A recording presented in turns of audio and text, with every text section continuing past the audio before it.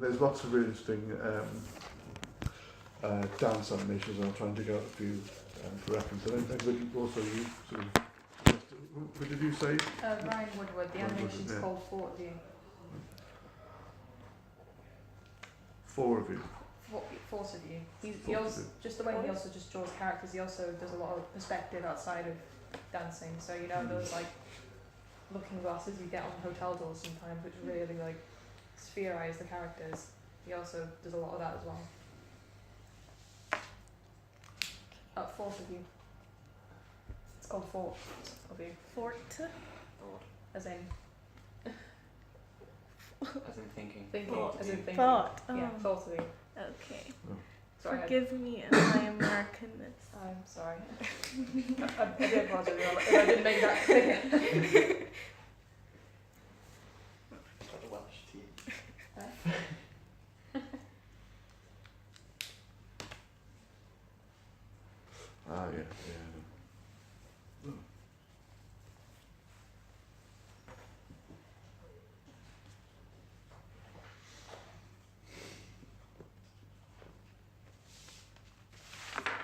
It's about 5 minutes long. 10 minutes. It's quite a lengthy one. It's like the entire duration of the song. Yeah.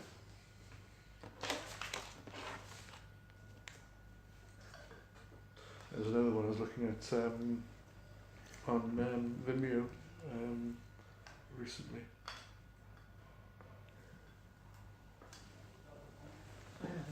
Yeah, I've seen it. Yeah, I think I've seen this.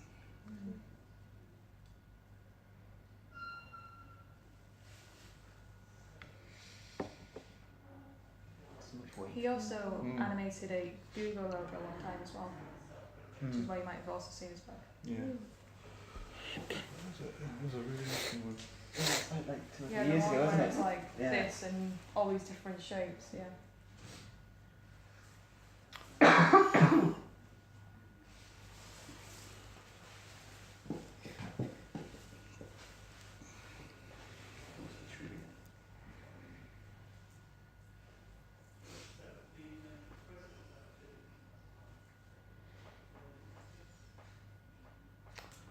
Okay, I'll try and dig it up for next session rather than faff around looking at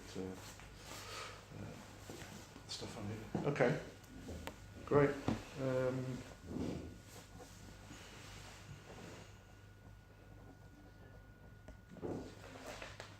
Fantastic. Okay, so Suzanne.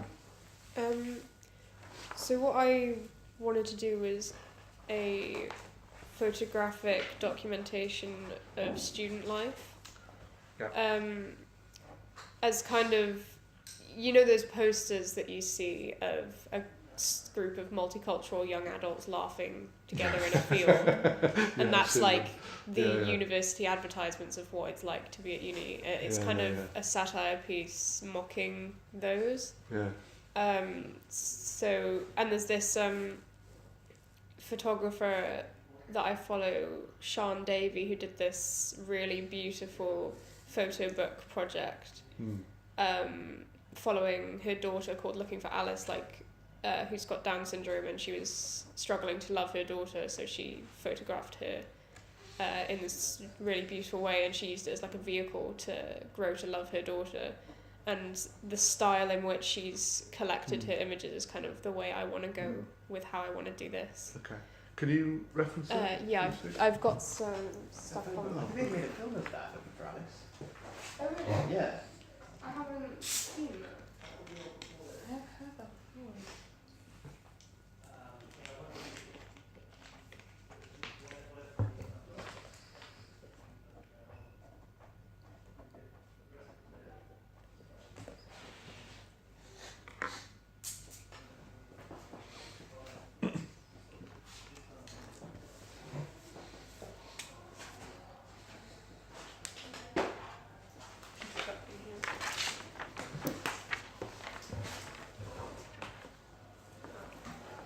Oh, right, I have to pay that these keep on.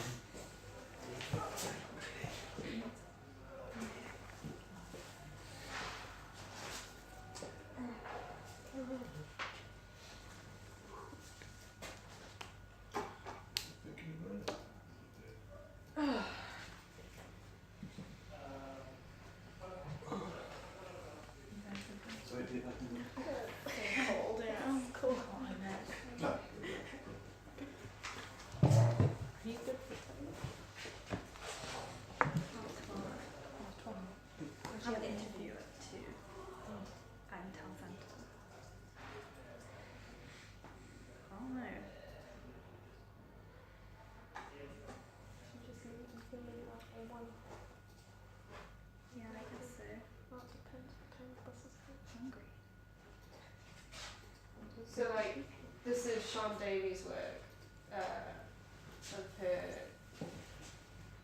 daughter Alice, Yeah. and this is kind of like there's nothing apart, like her use of lighting is what really attracted me to these, and that's kind of this kind of vibe around was where I wanted to go, and I've taken a few. So basically, what I want to do is over the course of the year, just take loads of photos of like the really gritty and gross bits of being a student, and like the other night I just took a few, and there was only one that really turned out because we've been drinking, so I was a bit like Best.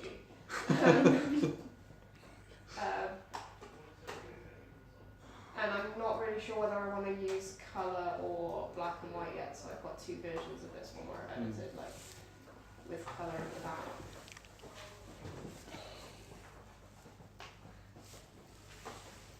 But yeah, that's essentially what I want to do, and then have like a coherent photo book at the end of it that I'll make and get published. And yeah, that's kind of what I'm doing at the moment. Okay. So one of I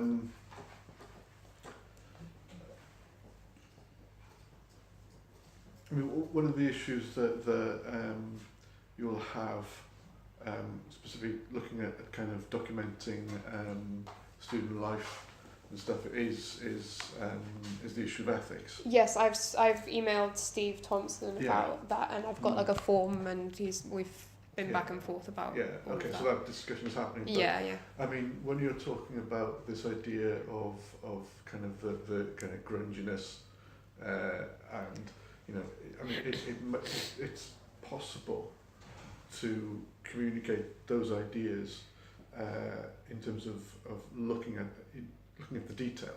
Right. You know, or you know, is it possible? And you mentioned this idea of you know, light and kind of shadow and atmosphere. Yeah. You know, is there a way of maybe getting that same sense of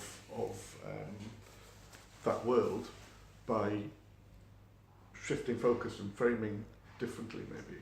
I suppose. I think it's one of the things that's interesting, because again you're in the realm of documentary. Yeah.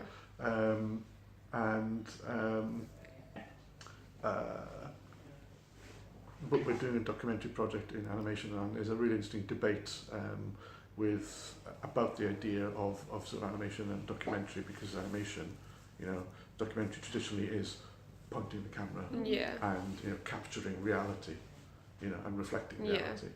But you know, the debate is, well, is that really reality? Right. Because as soon as you point a camera and you decide where reality is, when actually reality is Yeah, like you're still choosing a you're frame still and choosing like a frame. Yeah. So picking as an where. artist, you're making a conscious decision to tell, you know, this is where I'm looking. Yeah. You know, and it's really interesting that as different people have approached it in different ways. You know, and photographers as well. Yeah. You know, somebody like Martin Parr, for example. You do you know the work of No, Martin I Parr? don't. He chooses. I mean, he does a lot of images of people, but he also does a lot of images of almost still lifes. So, Okay.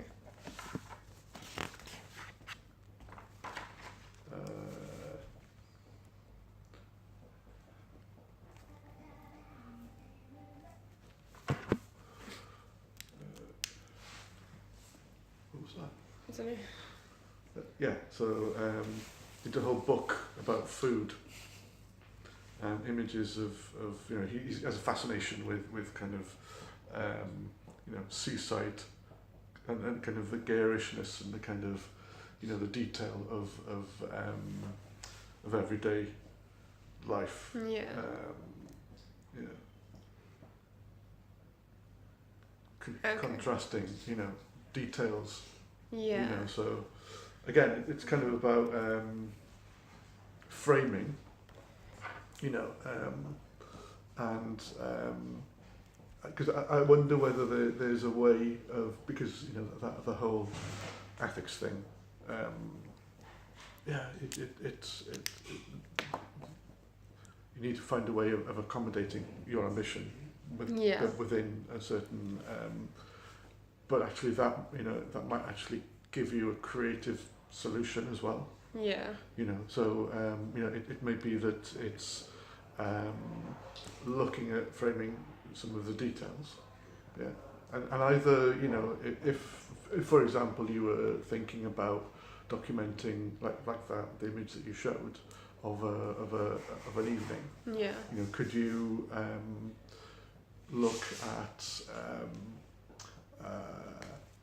different techniques, either looking at things in macro, Yeah, like zooming in on the individual details. depth of field, you know, so you're focusing on the details and everything else is out of focus, or even look at the idea of long exposures and multiple exposures. Yeah. You know, so if you want to get a sense of an event or a party or something happening across time, then you can set something for a camera for a very long exposure, where you know the place itself will be in focus, but the people won't. Yeah. Because They'll that was become what I was shapes. worried about with the whole ethics thing, because I live in this big house that's really good for like massive parties, so that was one of the things I wanted to photograph, but obviously I couldn't get every single individual's consent, especially as they'd all be drinking and wouldn't be in a sober mind to do so. So if I could, if it's long exposure and there's no way of, and the figures are so obscured that there'd be no way of telling like the individual, then that would be a way of getting around that. Yeah, exactly. Because I mean, it depends. Because is it, you know, if it's specifically like Alice, you know, it's about her. Yeah. And it's, whereas this is more about the general this is more scope about of being a student. being a student, youth, all of that. So really, what you're trying to do is to frame something which is far more universal. You know? Yeah. And sometimes, you know, this is the squashed banana skin, and this kind of detail of glamour is universal. It's like juxtaposition. Yeah, you know. Yeah. So again, that might be an interesting way of doing it. You know, it maybe that you that there's a long exposure of a scene. Yeah. And then there's a still life of, you know, a load of bottles and fag ends and detritus, you know, and then that will, you know, be an interesting kind of juxtaposition. Yeah. Okay. It reminds me of a magazine I read called Dirty Furniture, which the edition I've got, it focuses on like the history of toilets and how they sort of evolved over time to what we currently use today. And there's this one, it's like a different collage. There's certain articles which get thrown left, right, and centre, but there's this one consistent one where it's this guy sort of documenting the different toilets he comes across in different countries and how they're all structured differently and how they cater for people's needs differently. What was it called? Dirty Furniture. I can bring the magazine in for you tomorrow Okay. if you want. Oh, that would be brilliant. I'm not going to be in tomorrow actually. Do you have a desk I can leave on? Oh yeah. By the window where like Chris and Joel and Joe sit. Right. Like just anywhere around there would be good. If that's all right. Thank you very much. Sure. Because this, do you know work of William Eggleston Yeah. as well? Yeah. Yeah, I mean, this is, I love that image. I did look at him briefly. Yeah. That actually looks a lot like a room in my house. Yeah. Yeah. I mean, it's just incredible, amazing. Yeah, we've got this big room like upstairs that's like a big spare room that has like this really dodgy light bulb in it. Yeah. Yeah.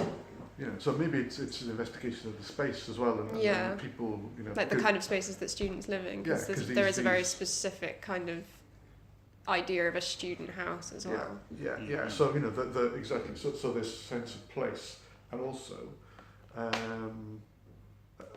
there's a really interesting graphic novel called There. Have you seen this? No.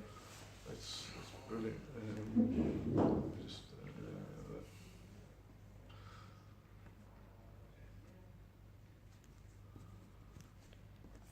here, there.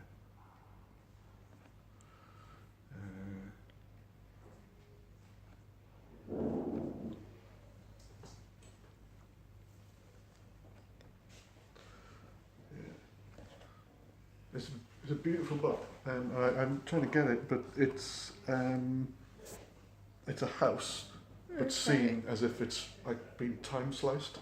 Right. Okay. So, and often it's just this one front room, but you'll get these little sections like this is 1993, 1932, 1970. 2014, Yeah. and it goes back to 1503. Where it's just a. Yeah. And you get these kind of compound images of this is That's really cool. 2160. This is. It's a beautiful book. Yeah, it's so interesting. So I mean, Richard because Maguire. if it's about these fragments of and maybe it's the house that you're recording, and then the sense that this house and the people in the house over time Yeah. might be quite interesting. I mean, you could go back and you could almost do some research and find out, or you could create it. You could create the history. And have Okay. like this is now. And then This is a snapshot in this house's timeline. Yeah, exactly. And then go back and you could construct this, create stories about the people who lived here, in the 80s. Yeah. Find images of maybe in a sense maybe the idea of using the more macro and the long exposure images could stand for the present, Yeah. and then everything else It's zoomed out. Yeah. it is kind of constructed Okay. somehow. Could be interesting. So finding details of the place, Yeah. and now it's chaotic, now it's fluid, Mm. but there's history, and you can go back, Yeah. and this is the same scene in the 1980s, and you could you could construct that from Yeah. found images or do research, or that might be interesting. Worth looking at this book anyway. I don't know if they've got it. I was going to request that they had it in the library, but I mean, you could almost, these could become photo montage Yeah. Okay. space. Should be, Sure. would be interesting. Or again, just keep it to the now, and you try that idea of the contrast between the detail and of the house and the kind of the long exposure. Yeah. Well, I want this to be like a project that I stick with over the whole year. Yeah. So Yeah. I'll have a lot of time to kind of Yeah. dip in and out on what exactly I want to do with it. Yeah, because it could be interesting. We were talking about what's the potential of going almost into this could be a book. This could be a slideshow. It could be an environment. Yeah. You could build 4 walls in a space Yeah. and project. You could have film. There could be a series of of those photographs, long exposures, because you can set off. I'll look into it, because it may be that you can set a timer. I used to have a device that you could would run an old clockwork Bolex camera, where you could get it to hold exposure open for an hour or several minutes or whatever, and it would do. Yeah, I've actually got an old time-lapse. pinhole camera as well. So. Exactly. So investigating those kind of things would be great. Okay. And maybe even would it be interesting is if you made a few of those, placed them in different positions in the room, and then you could cycle through those, and those would actually either fade in between one or the other, give a sense of movement as well. Right. Yeah. Give a sense of space. Would be interesting. Yeah. Yeah. Okay. Cool. Sounds interesting. Yeah. Great. So for next week then, try that out. Try the long exposure, contrast details and those, and start to see what starts to happen with those. If you can set up some pinhole cameras, or maybe even that you put it down, take one exposure. I mean, are you working with actual film in that case? as well? Like the light sensitive paper. Oh right. Oh nice. Yeah, like I built the camera. It's literally just a black box with a pinhole in it, and I stick the paper in and leave it. Well, that'd be really interesting. Yeah, so maybe how that, maybe sort of move that around Yeah. a room. Yeah, Or- because or- if I'm doing like super long exposures, there's this one room that we have Mm. where we have like a DJ set up and stuff. So I could like Mm. over the entire night just Yeah. pop it in different places Yeah. and like leave it for an hour and then come Yeah, back and yeah. That'd be really interesting. And then put them in, either scan them or put them in and see what that looks like. yeah. Be really interesting. Cool. Great. Okay. Fab. Jade. Right, cool. I'm a bit